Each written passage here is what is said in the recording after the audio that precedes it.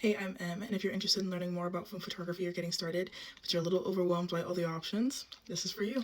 To keep it very brief, if you like the look of film photography or the aesthetic, but maybe don't necessarily want to learn about the why or the how the images themselves come out the way that they do, I would recommend starting with a point and shoot camera. For starters, you have a point and shoot or a manual or SLR camera.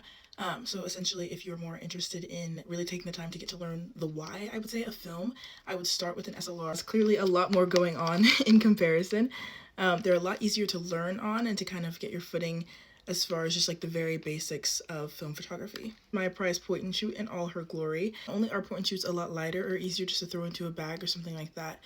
But I think that they're a lot easier to start learning, especially if you're not necessarily interested in like the weeds of film photography. Settings vary by camera, but they're usually not too complicated as far as what it takes to kind of figure them out. Most point and shoots either have an auto button like this one right here, or they kind of just shoot without you having to do too much to tamper or to focus the image itself. If you're interested and have the patience to learn a lot more about film itself, I would recommend starting with a manual, just because not only are manual cameras physically like heavier bodied than point and shoots, but they also are a lot more complicated as far as what you need to learn to figure them out or to shoot pictures.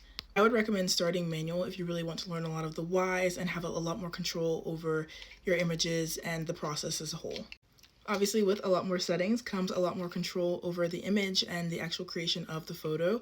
It's not hard once you get the hang of it, but it definitely isn't as easy as just picking up a film camera and kind of like figuring out as you go. Let's talk price point. Typically, SLRs are a lot more expensive than point and shoots, but obviously it depends on where you're getting it slash when.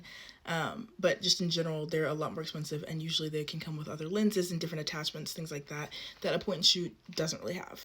When it comes to actually buying your first film camera, I recommend looking at Goodwills, other thrift stores, garage sales, things like that. You can also buy them online at eBay, at Facebook Marketplace, or at Depop, but I do recommend staying away from Depop since I feel like those are typically the worst priced ones. I would recommend if you're buying online that it says tested, or if you have a local camera store nearby, I recommend going there and checking, just because A, I'm big on supporting local, but also pretty much anything you're gonna get there will be tested so you know it will work. Let me know if you have any more questions or want to see photos from my different cameras.